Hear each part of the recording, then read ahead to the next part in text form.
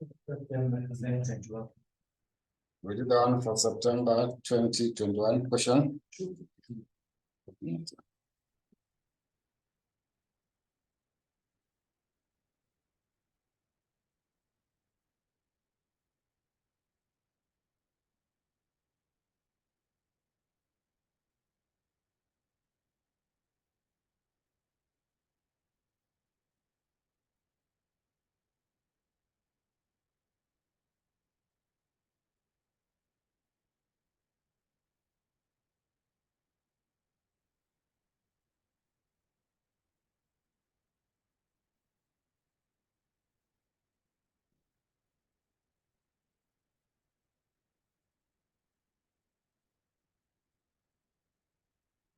So we can now check one more question on that element of the valuation of the share price. So this one should be May 2021.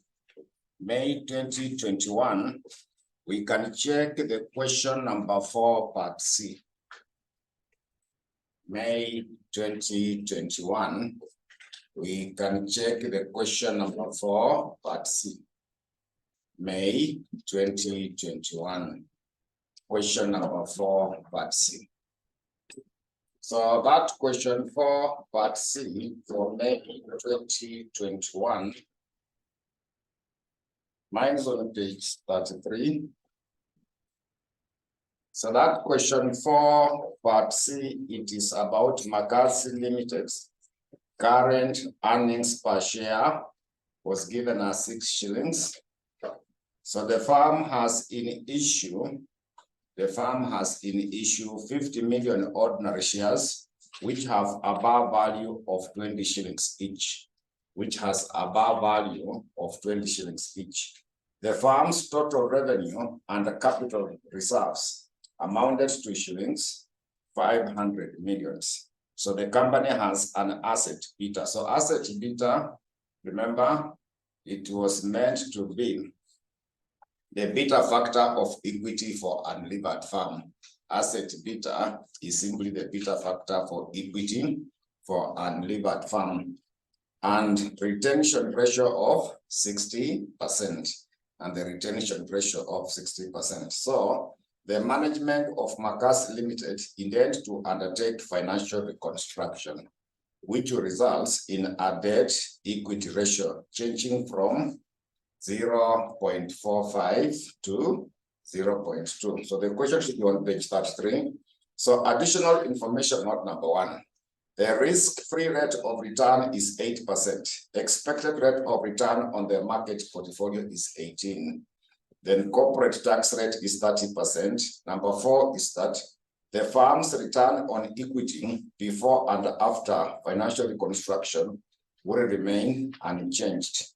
So required, evaluate the impact of the financial reconstruction on the firm share price. So they want you to evaluate that impact of the reconstruction on the firm share price. So what we do, we need to get the growth rate. Then after that, we check the value of the share before the reconstruction and also the value of the share after the reconstruction. Then now in the process, we should be able now to get the value of the share. So one item that is missing is that we need to come up with the return on equity. We need to come up with the return on equity. So return on equity was not given because to get the growth rate, we use the retention ratio method. To get now our growth rate, we shall be required to use the retention ratio method. So the growth rate was not given. The growth rate was not. So G is supposed to be given by the retention ratio multiplied by the return on equity. Multiplied by the return on equity. So return on equity is supposed to be given by earnings after tax divided by value of equity. Value of equity. Then we are supposed to express it as a percentage. you are supposed to express it as a percentage. So if you check through, they gave you some details about the first paragraph, that the current earning per share is 6. So the firm has in issue 50 million ordinary shares, which have above value of how much? 20 shillings. So total revenue and capital reserves amounted to 500 million. Amounted to 500 million. So that is total revenue and reserves. So we need to come up with what is meant to be the value for that particular portion. So total revenue has been given as 500 million. Then when you check through the question, we want now to get what is the value, what should be the value of the reserves. Because what you can see, revenue and reserve is 500 million. Then when you check through, the firm has in issue 50 million ordinary shares, which have above value of 20. Then if you continue, they were able to tell us that the company has an asset with the retention ratio of 60. So the management of Mackenzie Limited intend to undertake a financial construction, which will result in the debt equity ratio changing to that. So we need now to check how we shall be able to come up with the value for the reserves. Because to get the value for the reserves, there are some details which have been given in relation to that. There are some details which have been given in relation to that. When you check, the number of the ordinary shares are how many? 50 million. So when you multiply it by 20, should be able to give us around how much?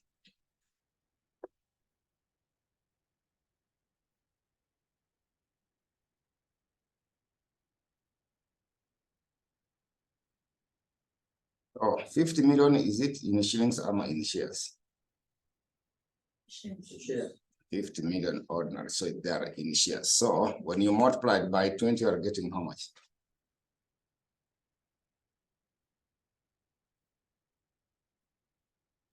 Sorry. When we take 50 multiplied, 1 million.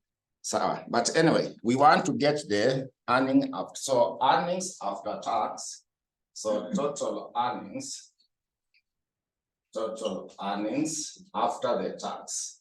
What you do, simply take the number of the ordinary shares, which are 50 million, multiplied by the earning per share. The question had given the earning per share of 6. So that should be able to give us around at 1200. So this one is giving us 300 millions. Then the question had given you the total revenue and reserves. So total revenue and reserves, the question gave us which figure? Is it 500 millions?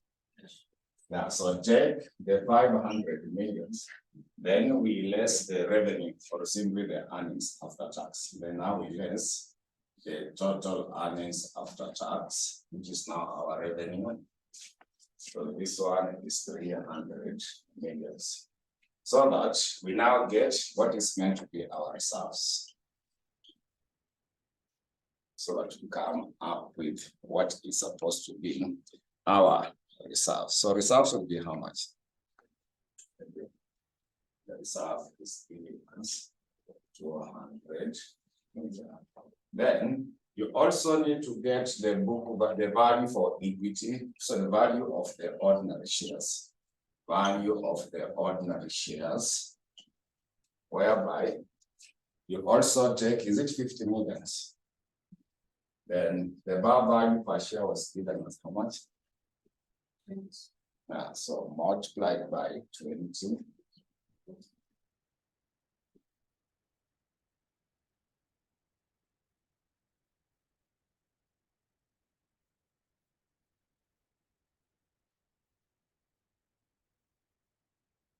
So inakuja ngapi hiyo? 1,000. 1,500. Yeah. So that's now the value what we have for the ordinary shares.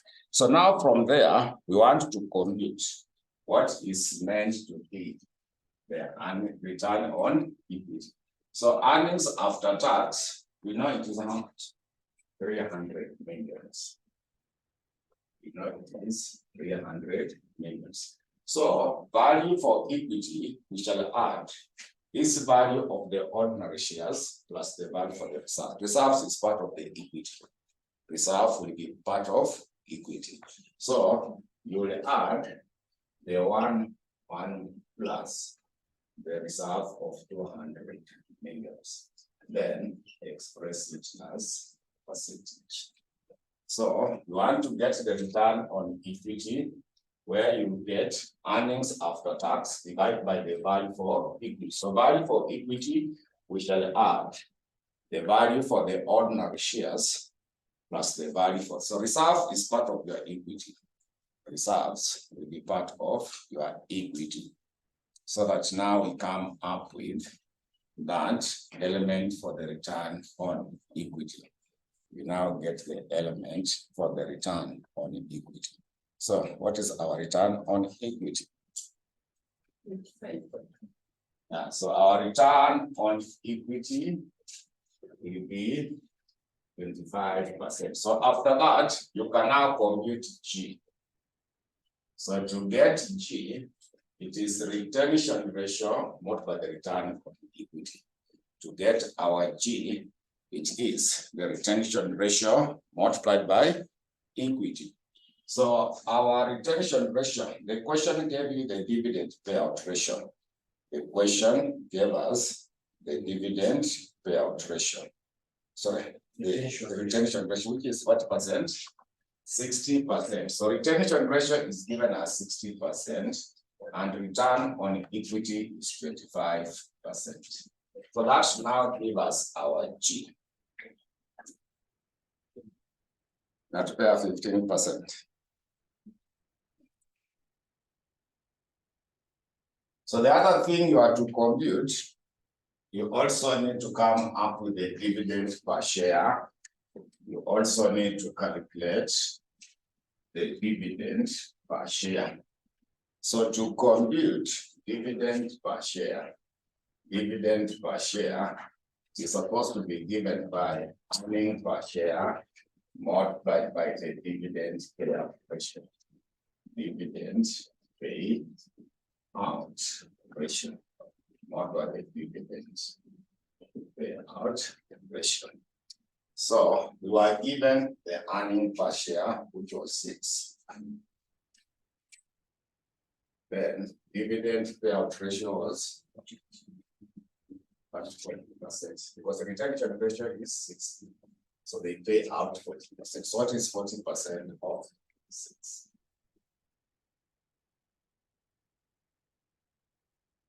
So 2.4. Yeah, so those are the workings you needed to come up with. So let us now start with the value of the share before reconstruction. We now check value of the share before reconstruction. We now check before the reconstruction.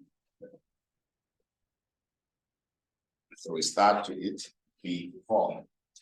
So before the reconstruction. So what you want to check is the value for the share. PO is supposed to be given by DO, 1 plus G divided by 3E minus G.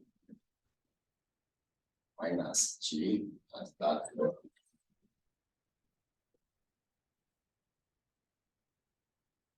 Minus G at that particular portion. So what we need now to come up with in that portion is, first of all, we need to see how to get our KE. So KE is the risk-free rate plus in brackets expected return for the market minus the risk rate. So that KE is KEL. We are looking at KEL, the cost of equity for the levered fund. Then, before you get to that, you should also come up with a beta factor of equity for the levered fund. So beta factor for equity for the levered fund, it was beta factor for equity for unlevered 1 plus D over E, then 1 minus the tax rate. So the question gave you some details in relation to that.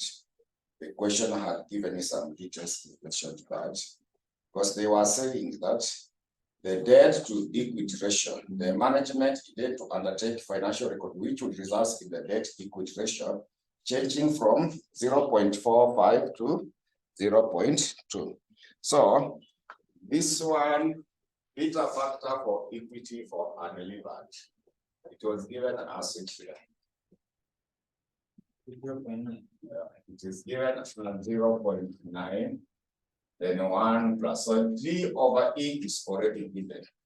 You see that to equity ratio before, it was changing from 0.45 to 0.2. So this one is already calculated with 0.45. Debt to equity ratio is already given. It is 0.45. Then now multiplied by 1 minus 0.3. So that we come up with the beta factor of equity for the levered fund. 1.18. Then after that, now get your KEL. So to get our KEL risk-free rate was given. Risk-free rate of return is 8. Then plus in brackets. Expected return of the market portfolio is 18 minus 8 multiplied by 1.1. So that we now get the value for that.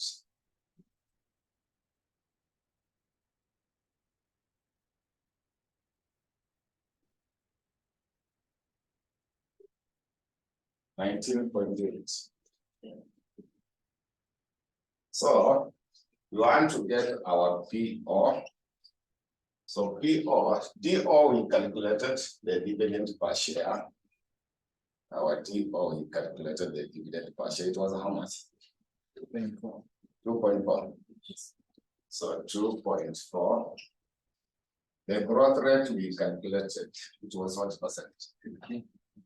15 is the same as 0.1. So we divide by KE. KE is 19.8. 19.8 is the same as 0.19. And now you subtract 0.15. So that is now the value of the share. That is now the value of the share before the reconstruction.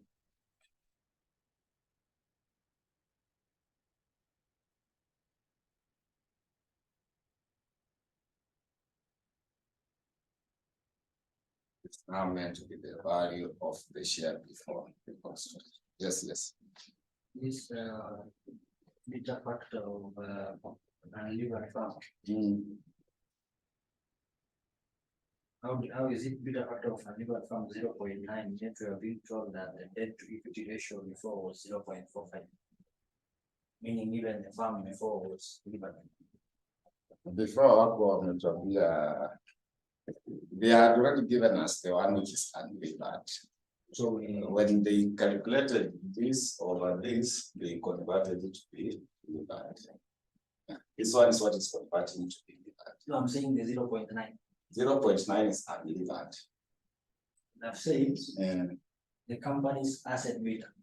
Asset beta is the beta factor of equity of unlevered. Yeah. Now equity beta, now asset beta. When they say asset beta, it is unlevered. When they say equity beta, it is levered. Yeah, so I hope you get those two terms. So asset beta is unlevered. Equity beta, it is levered.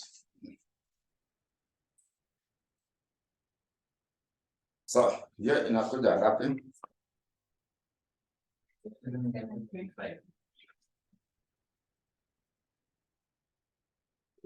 Then now we check after. There is no much change after, you just simply change.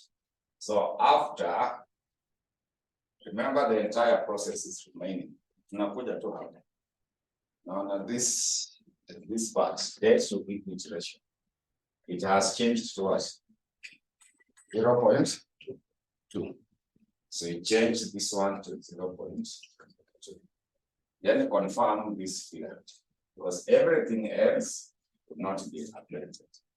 Everything else is not affected. So just complete there and see what you get from there.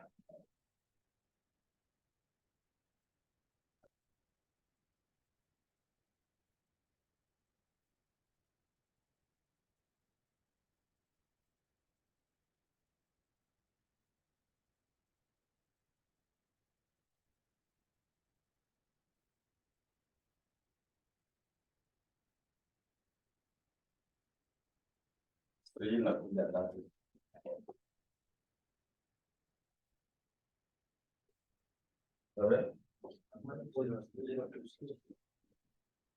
So pia utakuja hapa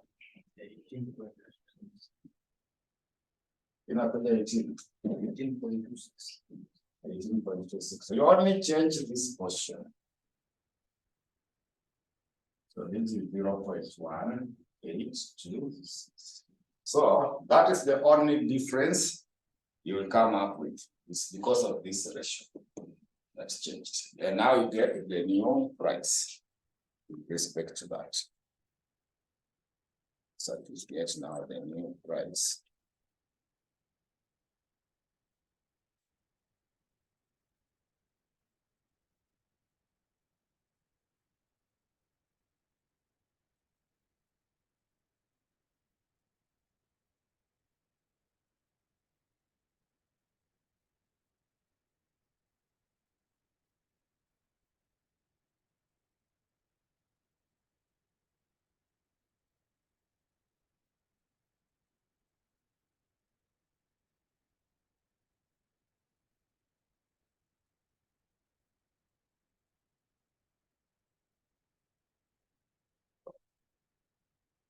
So has it gone up or it has reduced? The increase. Yeah, so just explain that reconstruction will lead to an increase in the share price. Reconstruction will lead to an increase in the share price. Reconstruction will lead to an increase in the share price. Reconstruction will lead to an increase in the share price. So the rest of the information, we don't have much. For the growth rate, you remember the other effect was on the growth rate. But here you know how to calculate it. You either use the compounding method or retention ratio. So I will not go deep into that. There is no question in the past paper concerning the growth rate. So that is now the conclusion on that restructuring and reorganization.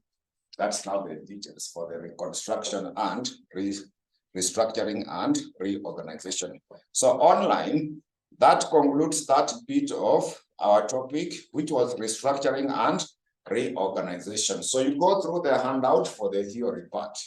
You go through the handout for the theory part. So today, when you check the class group, those who are online, there is some notes I've sent about financial distress. So there are some notes I've sent to the class group about the financial distress. So I want us now to go to the financial distress.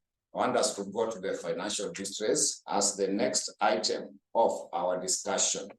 So when it comes to the financial distress, it is simply referring to what we discussed about the bankruptcy. But there are some items that should be able to come up with. So this refers to the events that occur when the company is facing financial problems. Like now, they include bankruptcy, where the company is unable to meet its financial obligations. So forms of the financial distress is given. the forms of the financial distress has been given. So you will go through them. They normally ask those small questions of them. So just go through them and see what they mean. I've given the types of the financial, that one you already know, direct, distress cost, and indirect. That's what we are doing when we are doing the bankruptcy. So those ones, you just check them. Then the other issue I've given you there is about indicators of financially distressed company. The indicators of the financially distressed company. You can see like now, number one, reduction in the dividend per share. Number two, closing down the branches of the company, retrenchment of the staff, accumulated losses. They have also mentioned about top managers resigning from the company. Those are key indicators that your business is going through some financial challenges. I've given you options at the time of financial distress. So disposing of the real property, mergers, we have already talked about mergers, also retrenchment of the staff, accumulated losses. So, sorry, laying off of the staff or retrenchment, making special arrangement with the creditors, issuing new share capital, liquidation or termination of the business operation. So those ones are there. Then you see the causes of the financial distress. What can bring financial challenges in the business? You can see mismanagement, competition can force someone out of the market. Technological changes or advancement can also force you out of what?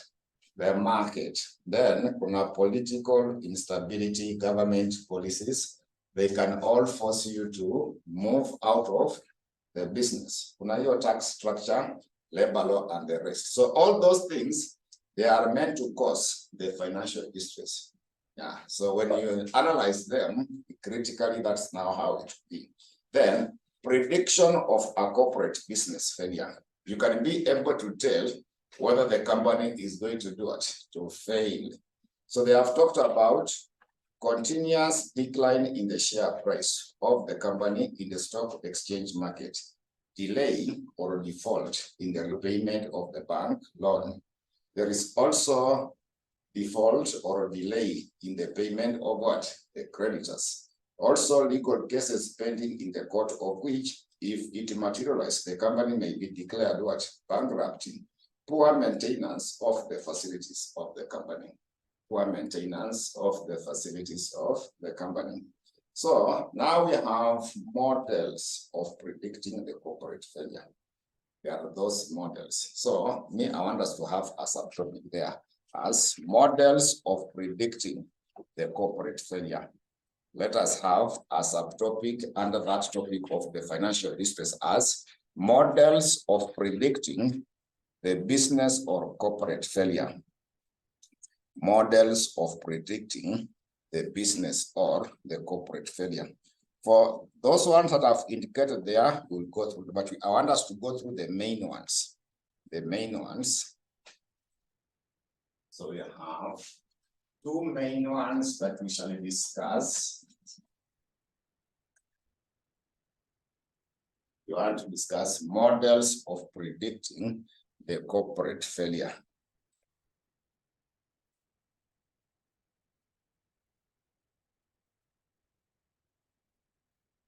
Well, the first one that we shall discuss, it is not there, but we shall be referring to it as Altman Z-score model.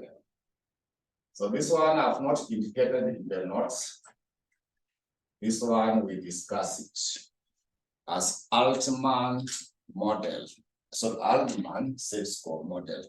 The Altman Z-score model. The Altman Z-score model. So for that, we can summarize that this model combines various ratios. This model combines various ratios in order to determine. It combines various ratios in order to determine whether the company is a going concern. These models combine various ratios in order to determine whether the company is a going concern. to determine whether the company is a going concern. And it is normally expressed as follows.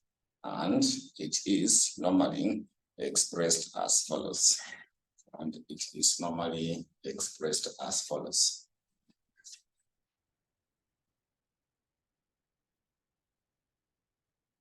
So I'll explain what they mean. I'll first of all give you the formula, then I explain to you what they mean.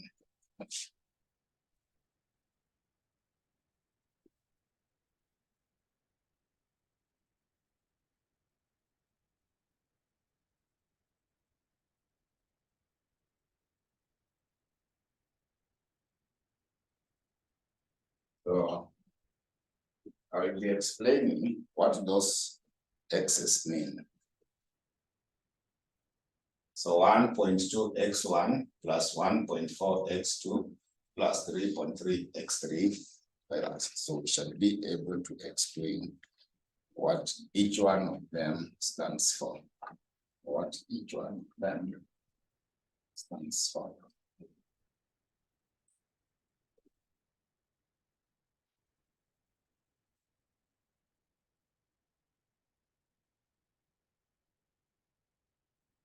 We are going to explain what each one of them stands for.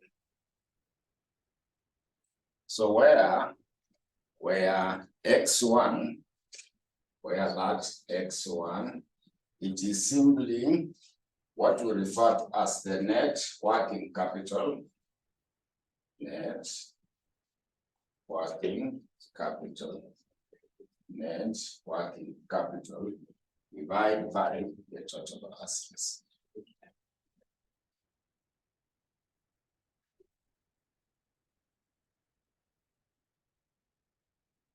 So X2 is meant to be the retained earnings.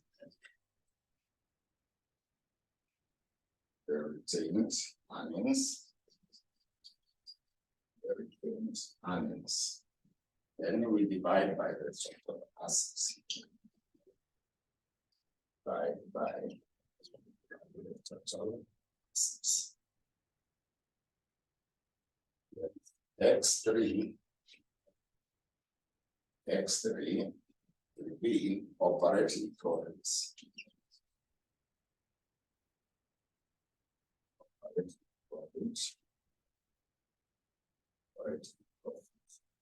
Or simply earnings before interest and tax.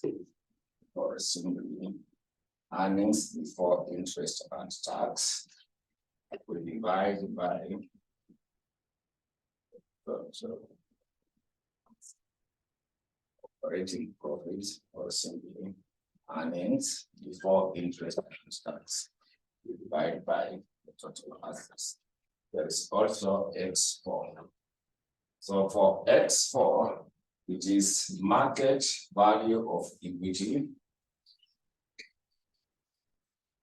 Market value of equity. Market value of equity. Then we divide by book value of the debt and preferred shares. Book value of the debt and preferred shares. Preference shares. So market value of equity divided by book value of the debt and preferred shares. The book value of the debt and preferred shares. Then X5 will be sales revenue divided by the total assets. So X5 will be the sales revenue divided by the total assets. So that's now the details concerning that model, the ultimate model. Then we can now add there a paragraph by summarizing that. Altman concluded as follows. Altman concluded as follows. Altman concluded as follows. So Altman concluded as follows. So the first dash is that if the z-score, is greater than 2.7, if the z-score is greater than 2.7, then it indicates success.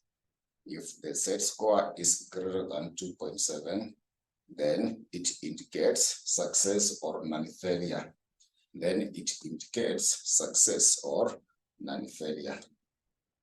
Then the second dash is that if the z-score is less than 1.8. If the z-score is less than 1.8, then it indicates failure. If the z-score is less than 1.8, then it indicates failure.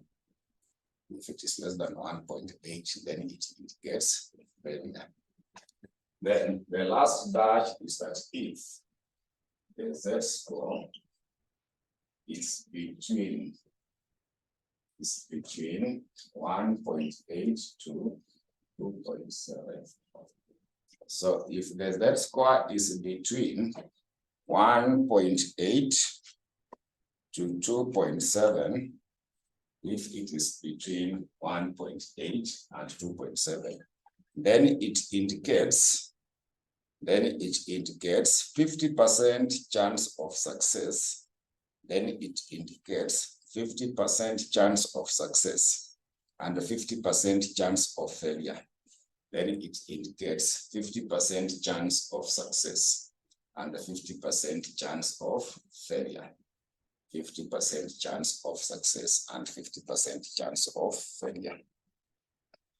So we can go through the question for November 2020, question number 1, part B.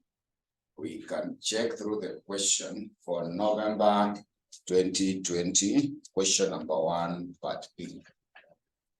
November 2020, question number 1, part B.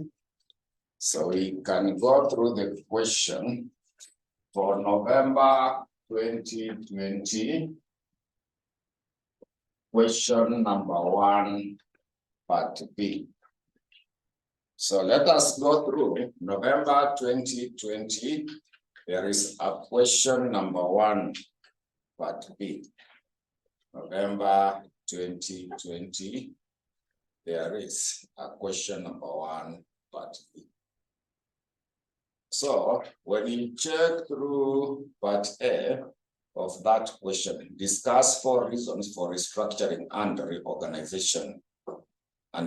Those ones, you have them in the handout for restructuring and reorganization. So we go to the part B, where they say that Professor Edward Altman's model for prediction of the bankruptcy is given as follows.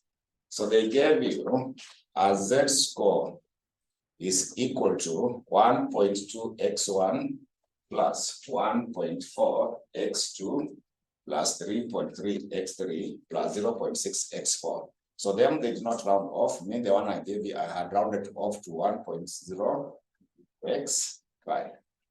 So that one had been rounded off. So they have already said that where x1, x2, x3, x4, and x5 are financial what? Ratios, which according to Professor Altman have the discriminating power. So they have already explained for you where x1 is the net working capital divided by that. So they have given, so given below are the summarized financial statement. Given below are the summarized financial statement of Alpha Limited for the year ended 31st December 2019. So when you go to the next page, You can see all those details. Income statement for the year ended 31st December 2019. They were also able to give you statement of what? Financial position. So in this model, a Z-score of 2.7 or more indicates no signs of failure. A Z-score of 1.8 or less, it indicates there are signs of what? Failure.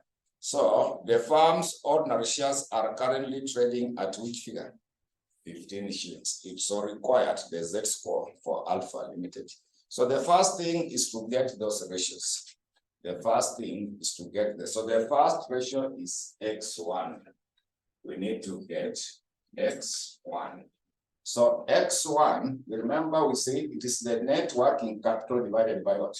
Total assets. So net working capital, the net working capital is simply the current assets minus what? Current liability divided by the total assets.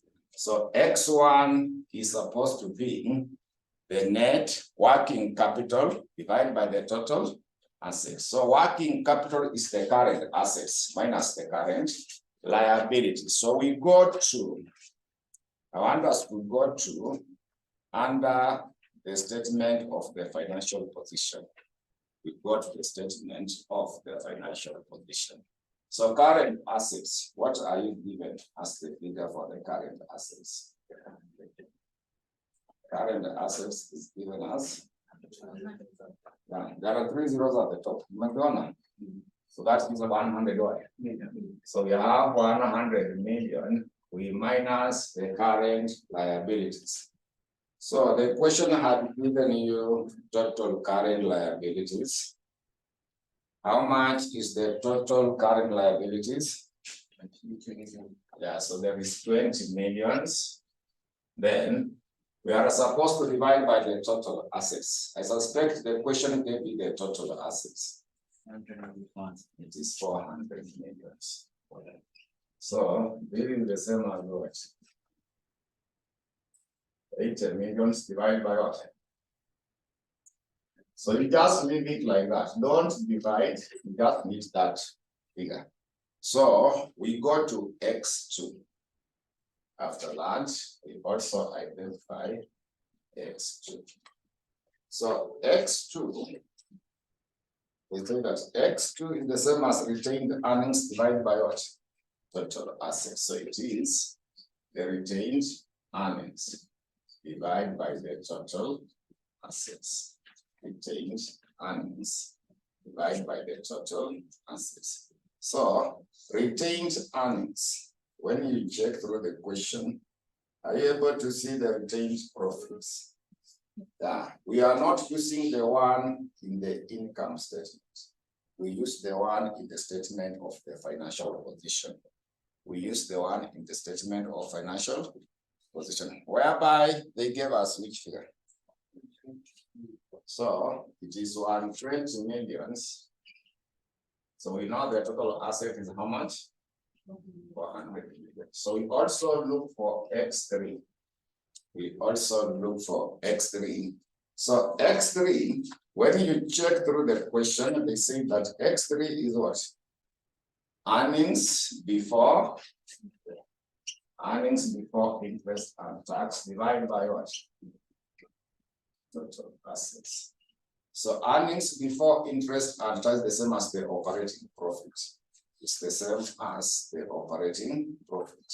So go to the income statement. We got the income statement.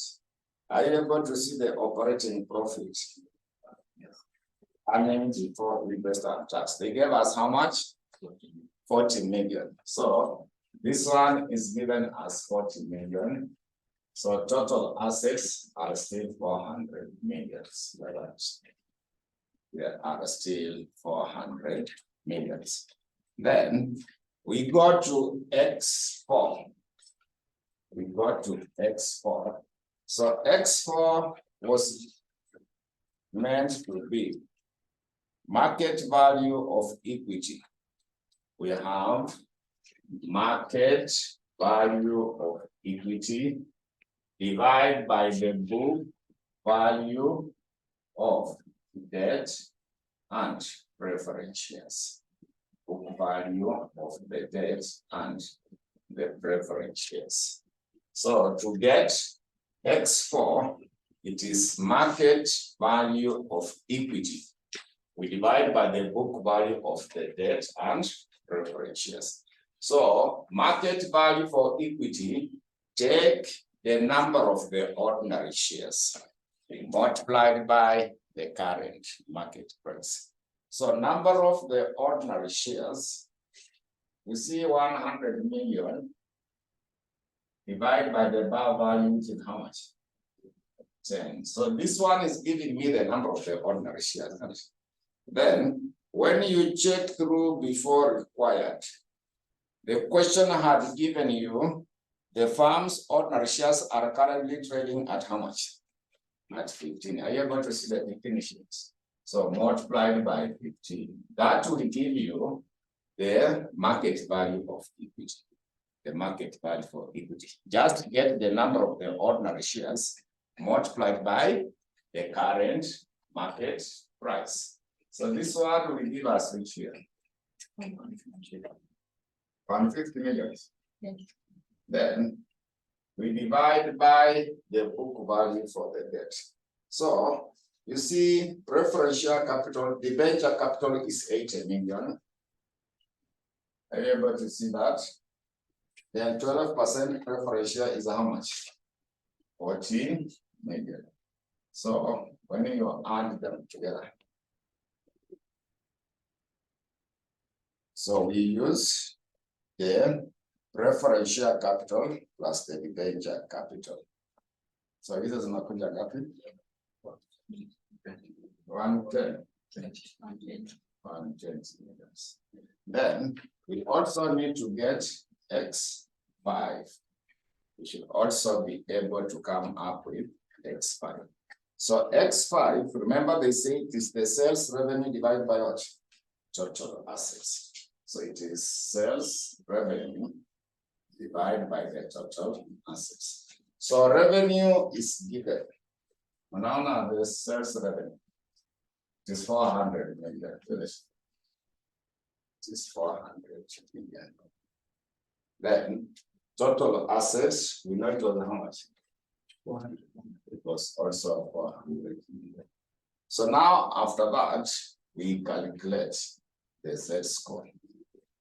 So we come up with the Z score.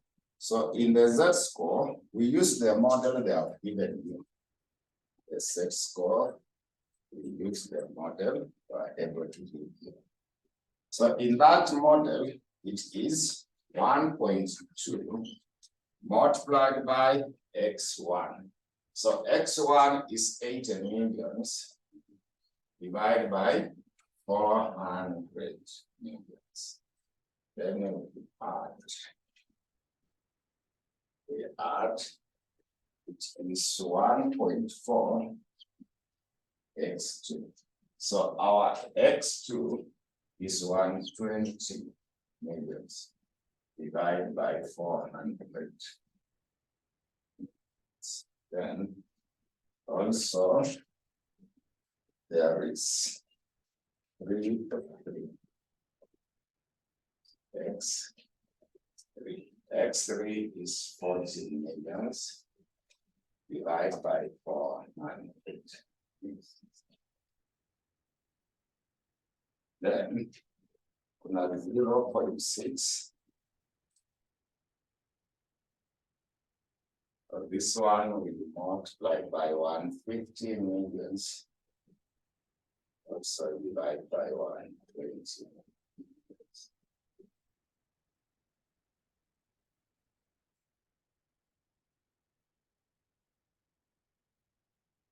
Finally, this one they give you 0.999. So we use what they have given us, even though in the formula I gave us 1.0. So this one we multiply by 400. And so also divide by 400.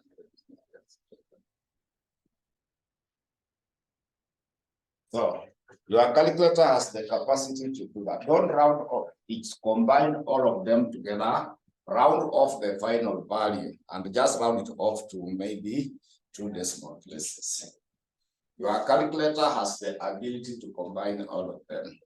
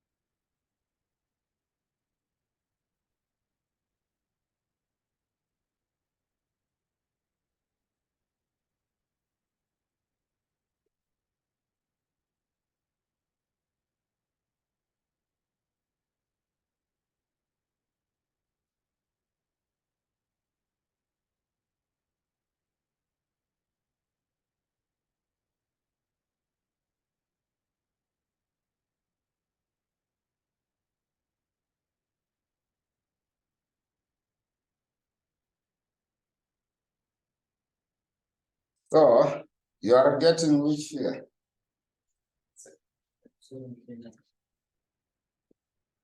2.7, 39, 2.7. So they had given the standards. Walisema so that we answer the Roman letter 3. So comment on the results. So that figure is above 2.7. Yeah, so maybe Roman letter 2, they say that you comment on the results obtained. So the comment is that the company will be successful. The company will be successful. The company will be successful since the Z-score is greater than, the Z-score is greater than 2.7. The company will be successful because the Z-score is greater than 2.7. The Z-score is greater than 2.7. So we go to another question, December 2014, question 3, part A. So we check the one for December 2014, question number 3, part A. December 2014, question number 3, part A. December 2014, question number 3, part A. December 2014.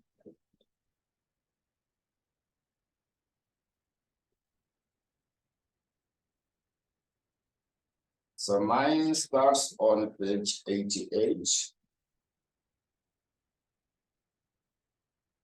Page 88.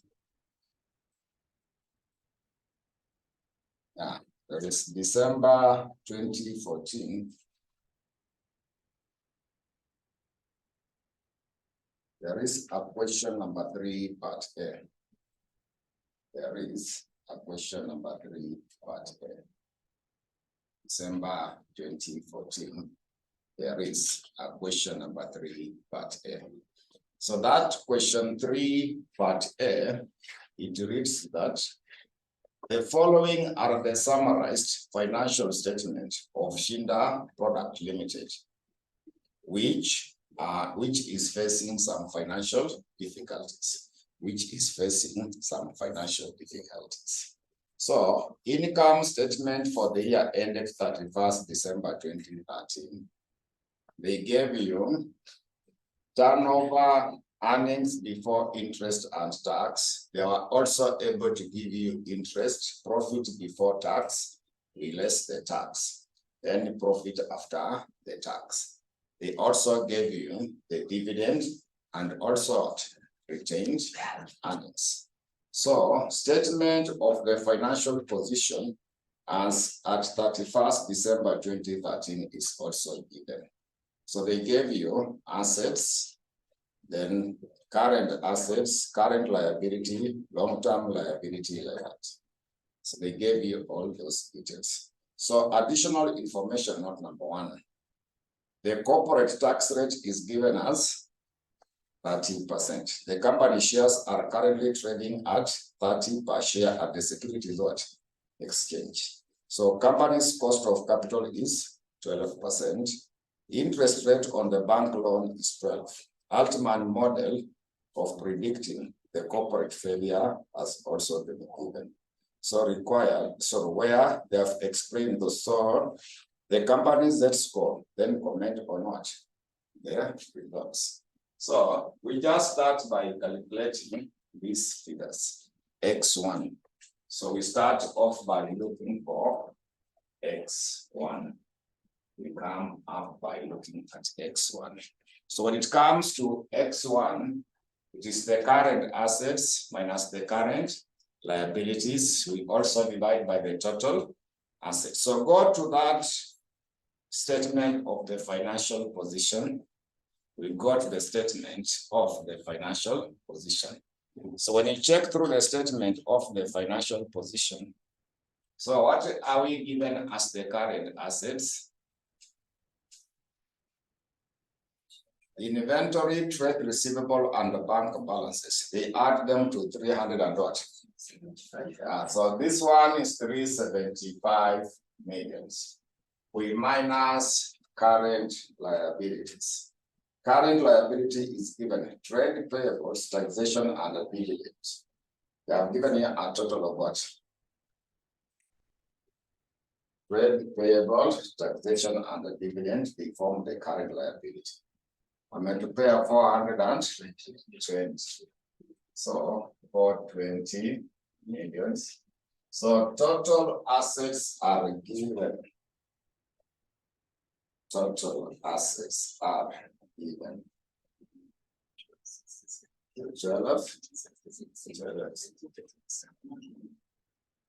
So confirm for me, you're given a negative what?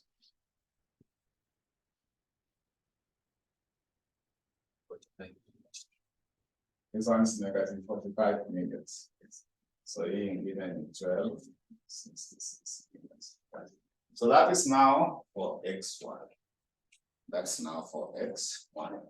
We go to X2. We go to X2. So X2 is simply retained earnings divided by the total assets. Retained earnings divided by the total assets. So what do we have as the retained earnings in the statement of the financial position? 222. Also you divide by 12, 66 minutes. So we go to X3. Go to X3. So X3 is simply earnings before interest and tax. Earnings before interest and tax. Tumepewa hapo juu as 80 what? 84, isn't it? Is it 84 on the other side? Yes. Yeah, it is given as 84 millions. So total assets are still 12 what? 66 millions. So we go to X4. X4, you want to get the market value of equity. Market value for equity, we look for the number of the ordinary shares. So to get the number of the ordinary shares, are you able to see 147 millions? This 147 divided by the bar value is what? 125 in somewhere. Under the current, under equity and liabilities, under equity and liabilities. And then go to the note number 2. Note 2, they said the company shares are currently trading at how much? At 30. So multiplied by 30. And see if it will give us not. 147 divided by 35, not by 30. 176. 176.4. Then this denominator, that denominator. So this one, bank long-term liabilities and preference shares. So debts are the long-term liabilities. So kuna 183 millions. Then 10% debenture is 291. 294, yeah. So this one, haikukuwa na preference share capital. Kama ingekuwa na ingeongeza. But this one had no preference share capital. So just add bank loan and 10% debentures. We add the bank loan. Remember, it's the long-term debt plus preference shares. It is the book value of the debt plus the preference shares. So book value for the debt is the bank loan and the 10% debenture. So hii inakuja ngapi mkiadd? 477. 477. Yeah. Then now we come down here. Gets down there, X5. So X5, which is the retained earnings divided by the total assets. So retained earnings, sorry, revenue, not retained earnings, revenue. Revenue is the turnover. Revenue is the same as the turnover. On the previous page, what can you see there as the turnover? 1209. Then divide again by 1266. So those are the details, which now we come and insert them in the model. So we insert them in the model.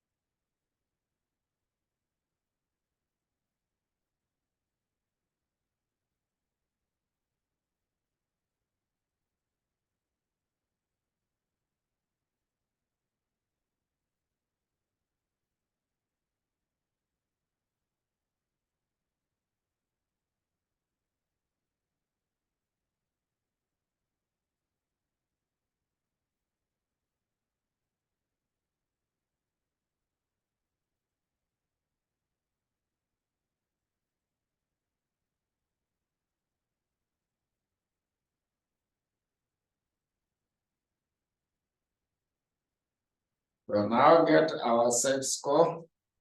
So get the Z score from there.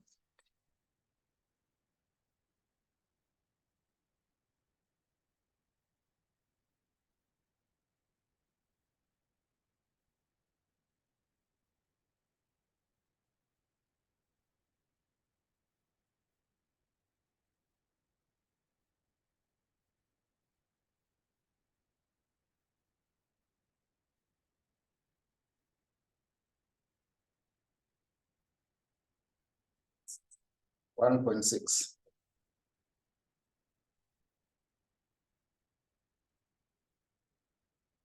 Others are getting which figure? I've seen 1.5986. So which is roughly 1.6, isn't it?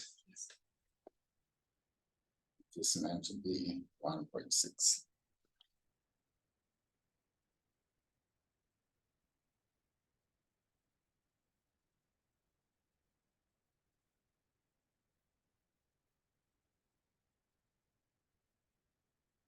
So that should be your Roman, so the company Z score.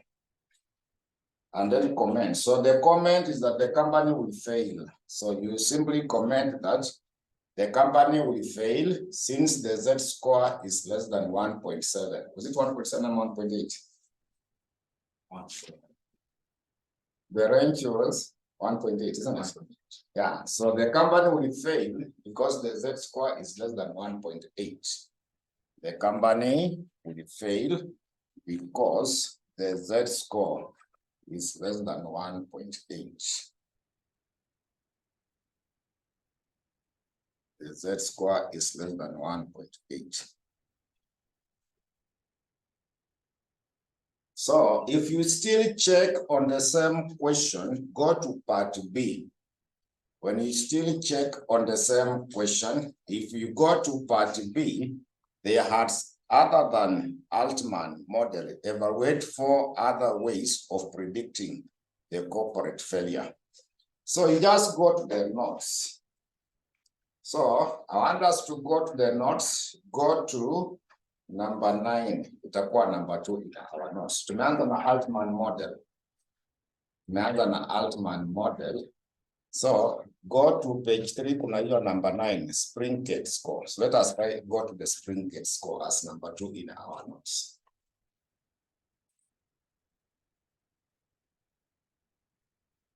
Maona hiyo number 9 as the Springate score. Because I'm doing those that have computation, those without computation mutasoma. The ones up there. So I have to see the Springate score. So you can have that in your notes as number 2. We can have it in your notes as number 2. So we can have it in your notes as number 2.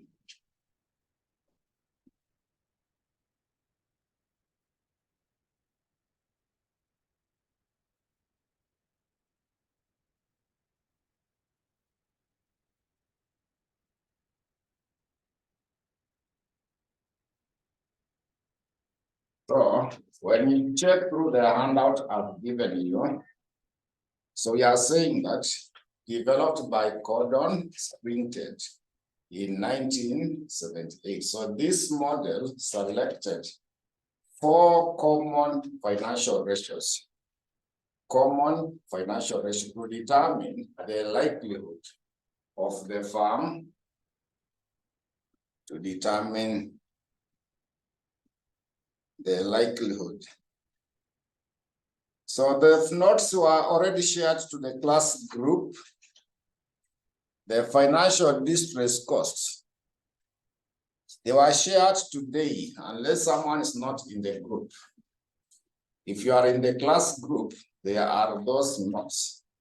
So when you check through the company with the Springate score lower than 0.862 are classified as what? Fail. This model was originally by the Springate on 40 companies with the accuracy rating of 92.5%. In the later test done by the other academician research, 50 companies with the average asset of 2.5 million, 88% of the accuracy, and 24%. So the model has been given to you. The model has been given to you that Z is equal to 1.038. Then we add 3.3 0.07 B. We also add 0.66 C.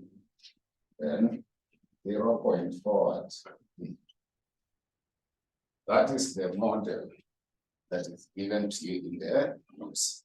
Then, now be aware A is what? A is the net working capital divided by the total assets. Then B is earnings before interest and tax. We also divide by what? Total assets. Then C is earnings before the tax. We divide by what? Current liability. Then D is what? Sales divided by what? Total assets. So I want us to get a question from your past papers in relation to that. I want us to get now a question from your past papers in relation to that. So the question I want us to check .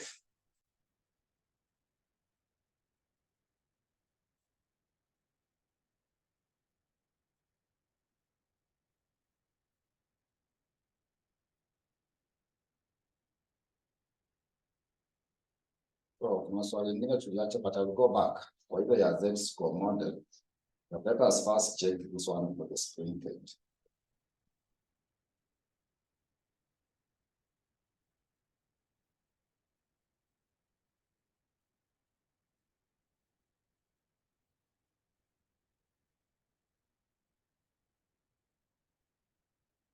For this one, I want you to go to December 2021.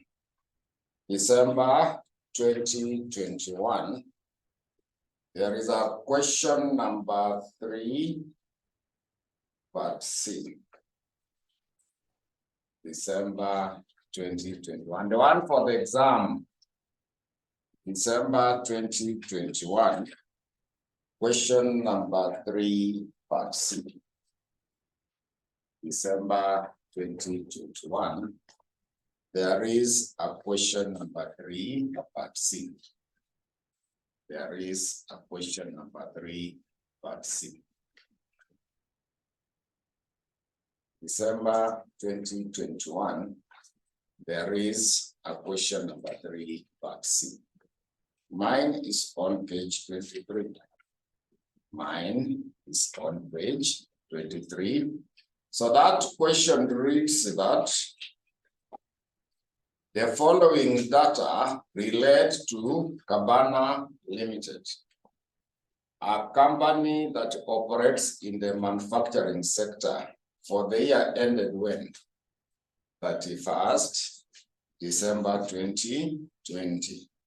You are given the sales, then total assets, total liabilities, retained earnings. Pia kuna net working capital, earnings before interest and tax, market value for equity, book value of the total liabilities. Then the company is currently paying interest on the long-term debt instrument, amounting to how much?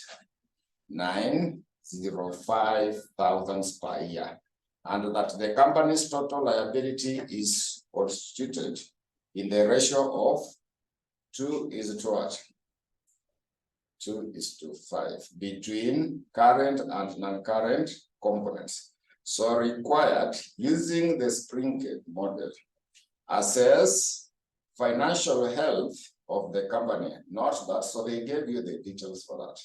So we simply do the workings. We simply need to do the workings. So to do the workings, like now you see A, net working capital divided by what? Total assets. So we need to do a working for that because the question gave you the total assets, but we need the current assets. So when you check up there, the question says that the total liabilities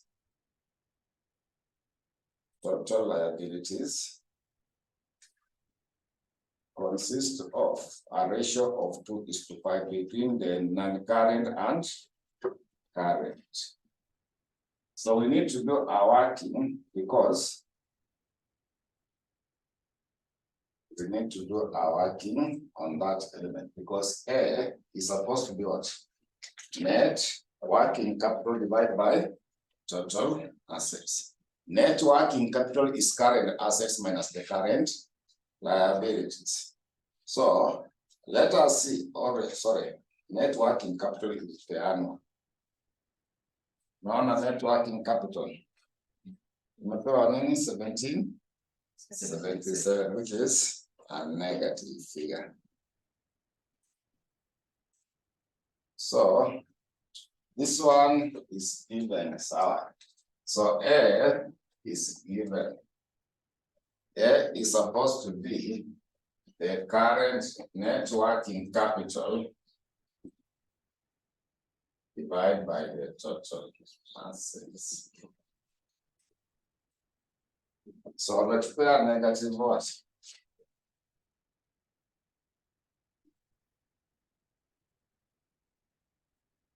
Then what do we have as the total assets? 49. So you got my that one, leave it like that. So we go to B. So B, your earnings before interest and the tax. Operating profit is the same as earnings before interest and the tax. So we divide by total assets. So earnings before interest and tax is 26.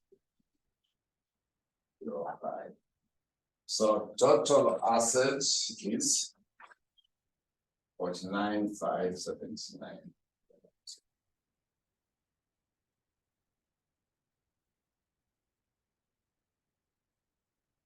Then C, wamesema net profit before the tax. It's net profit before the tax. You are supposed to divide by what? Current liability. So to get the current liability, it was not given. The question gave you the total liabilities. So you need to calculate the current liability. So current liability, kuna mahali tumepewa that the company's total liability is constituted in the ratio of what? 2:5 between current and non, because the current is 2, when the long term is what? 5, isn't it? So you take 2, divide by the total, which is what? 7, multiplied by the total liabilities. Total liability is what? 5 zeros. So that should be in a position to give you the current liabilities.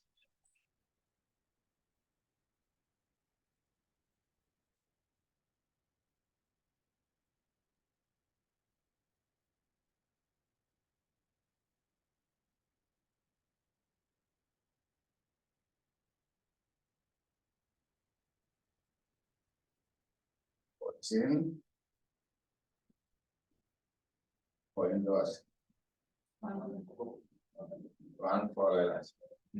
Then this one we are supposed to divide by, so net profit before the tax. We also need to get the net profit before the tax. So net profit before the tax. The question had given us earnings before interest and tax. So maana your figure, which was given as how much? 26.5. So we less interest. We less interest on that figure. Your minus. So interest was given. Are you able to see up there? The company is currently paying interest on the long-term debt instrument amounting to how much? 908. So subtract 905. So that we get now the earnings before the tax. nakuja 79. Zero. So that's how to get the net profit before the tax. So that we now go to C. So C is the net profit for the tax divided by current liabilities. So your net profit before the tax is 17. Divided by current liabilities, which is 14, 41 points. Then the last one is D. D is given as the sales divided by the total assets. So sales was given as 25 what? 25,670. We also divide by total assets. So we know the total assets were how much? 49,570. So once you have those items, we go to the model. We go to the model now. Once you have those items, we now go to the model. We go to the model.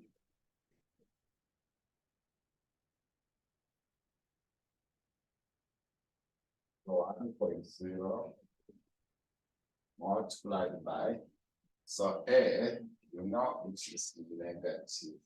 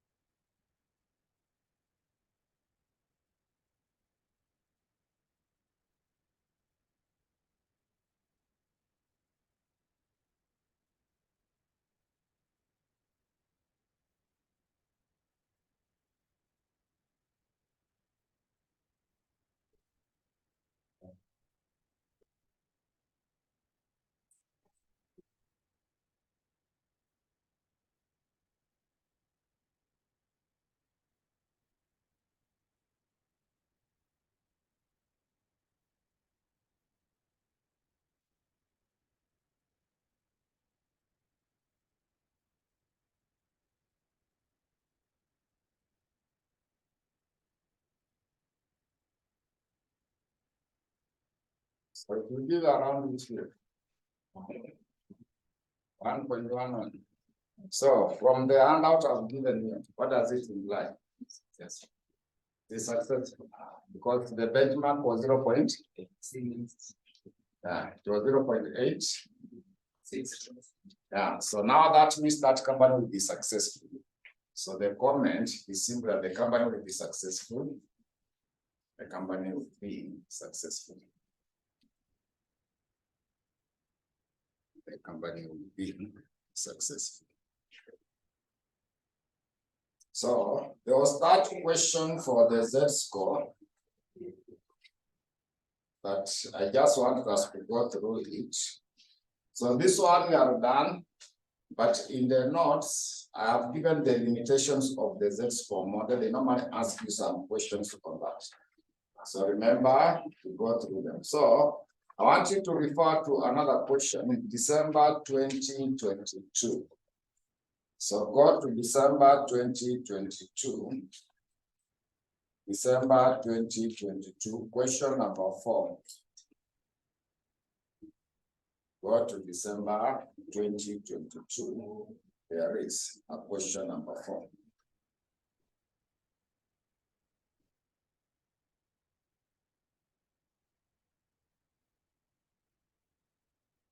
So that question number 4, mine is on page 7. Go to page 7. When you go to page 7, there is that question number 4.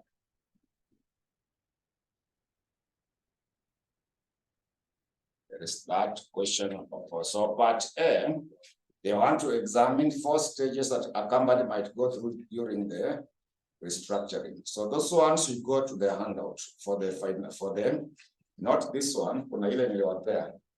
Remember the restructuring and reorganization. Yeah, go there, you'll find them. So we go to part B. I want us to have some discussion on that part B. I want us to have some brief discussion on that part B, where they said that Altman formula for predicting a bankruptcy is given as follows.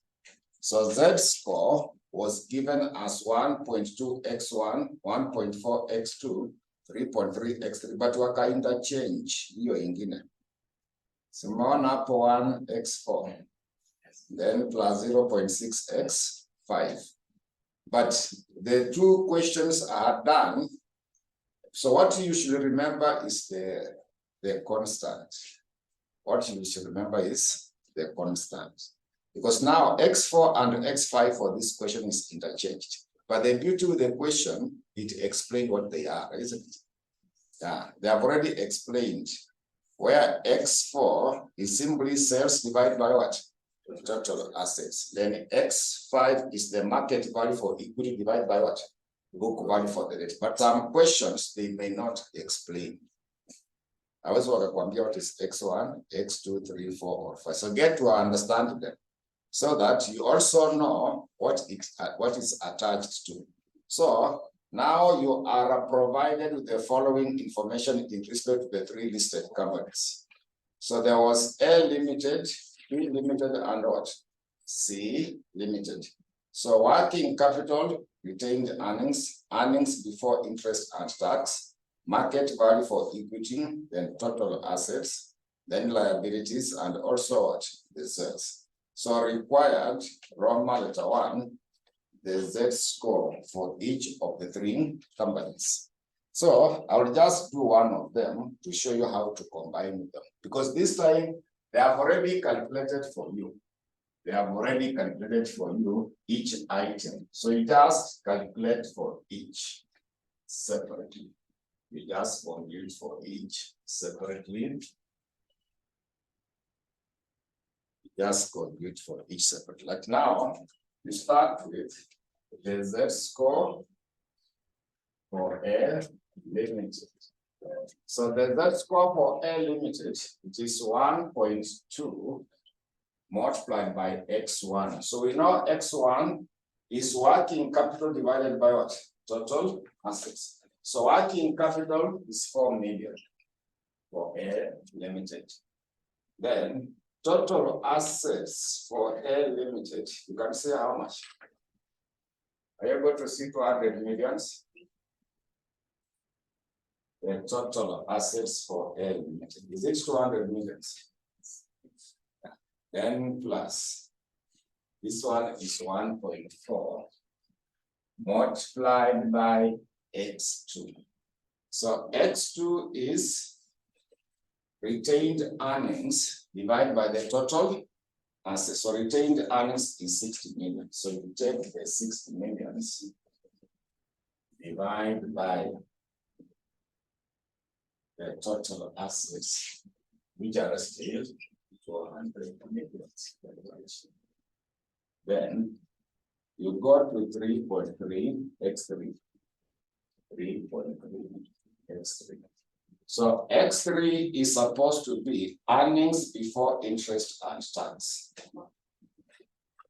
Here is it 10 million? Yes. So you take the 10 millions, divide by the total assets, which are also how much? 200 millions. Then 1 multiplied by x4. So x4 is what? They say sales divided by the total assets. So sales is 400 million. Divided by what is there as the total assets, which is how much? Also 200 million. Then we add the 0.6x 0.6 multiplied by x5. So x5 is given market value for equity divided by the book value of. Okay, so market value for equity is given as how much? For A. You see the 20 millions. Then you are supposed to divide by the book value of the debts. So debts there are the liabilities, which is given as how much? 120 million. So divide by 120. So you are to work it like that. You are to simplify it in that manner. You are meant to simplify it in that manner. Then you will do the same for B. So this one was for A. So also the B limited and also for C limited. So the procedure is the same. So you are to work them out like that.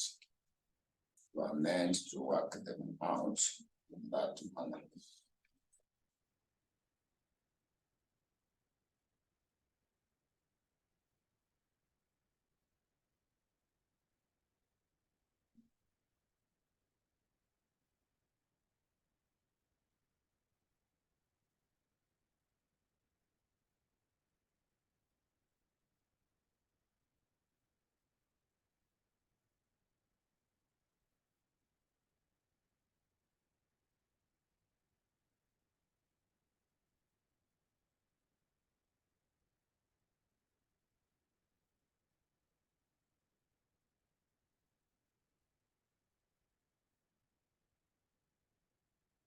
So before we conclude, let us have applications of the Z-score model. You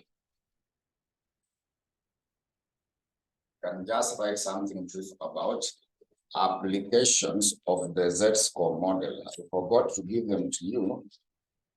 So let us have applications of the Z-score model. The applications of the Z-score model.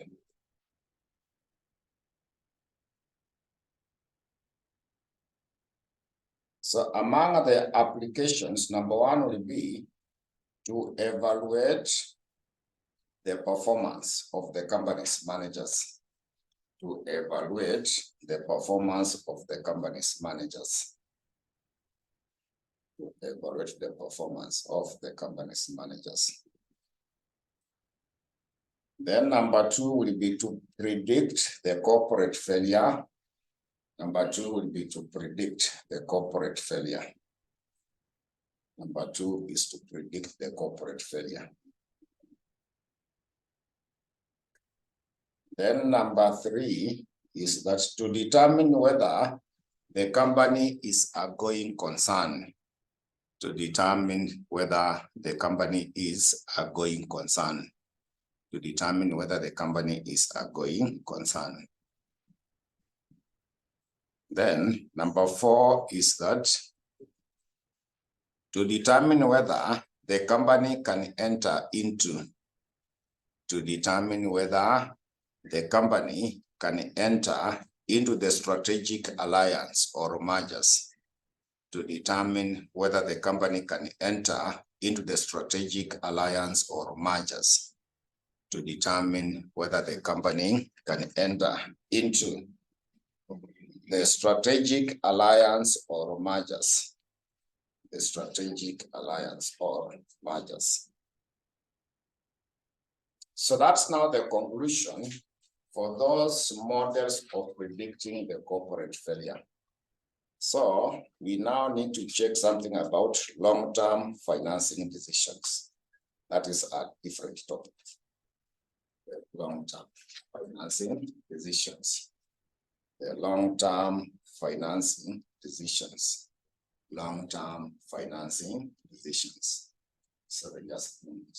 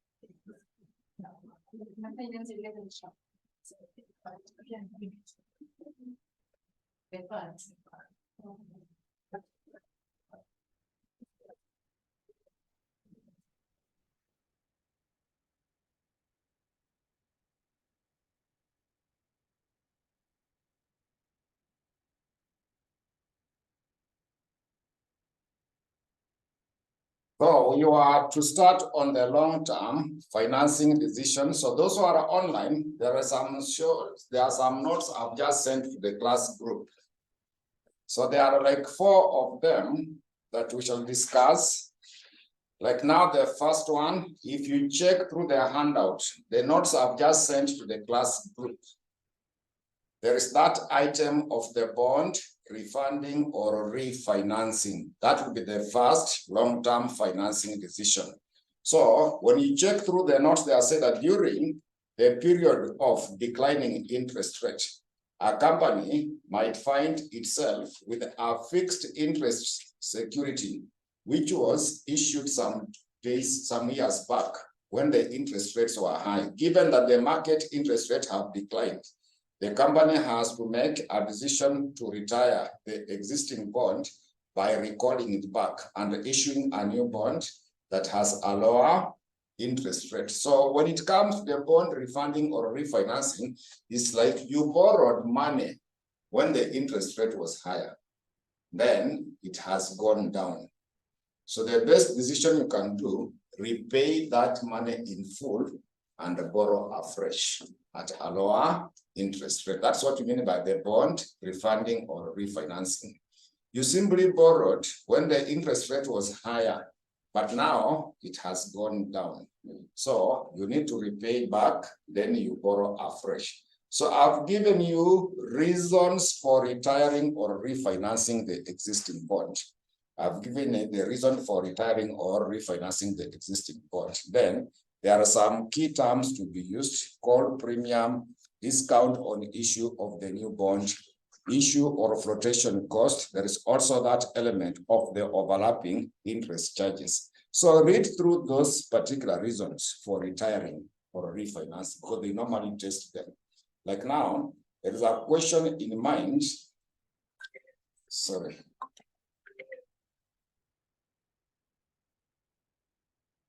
There is a question on that. Sorry, just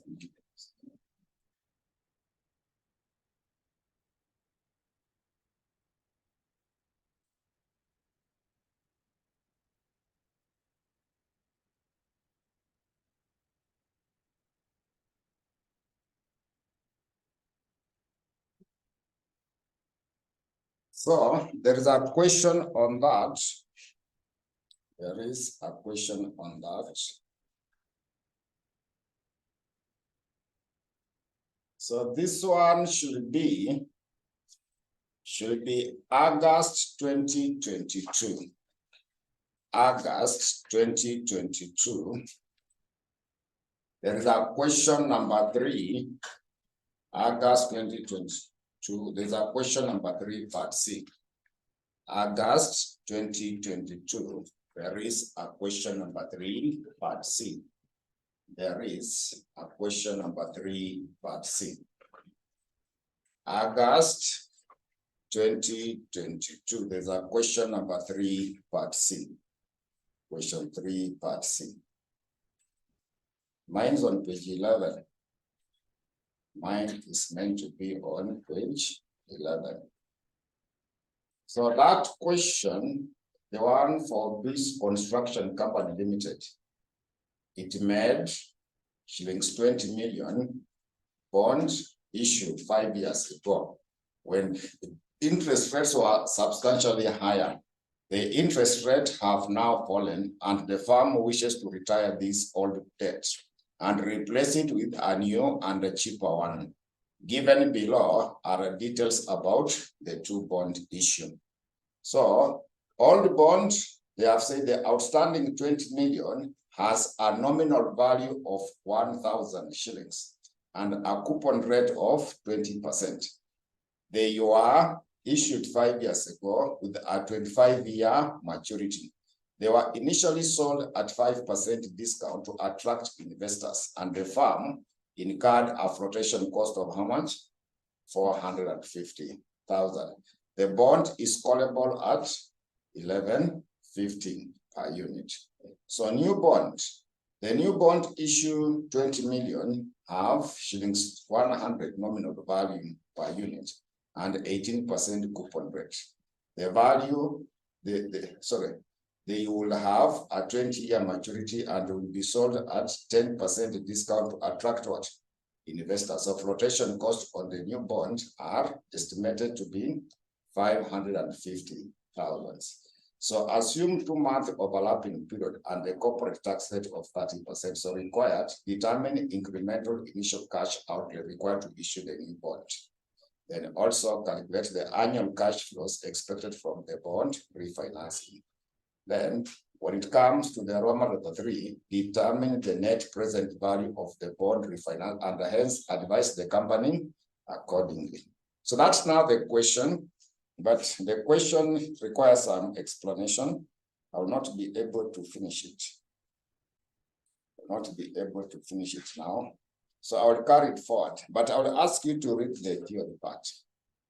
You will read the theory part. So when we meet, now I will do that question. So I will be doing just one question for each item as we move, because there are 4 of them, so that we clear that particular portion. So we shall just stop there for now, because it's already 1. So when we meet in the next class, I will now go to that question. But for the theory part, kindly you read through that handout and see what we can get from it. So we can stop there for now. We can stop there for now.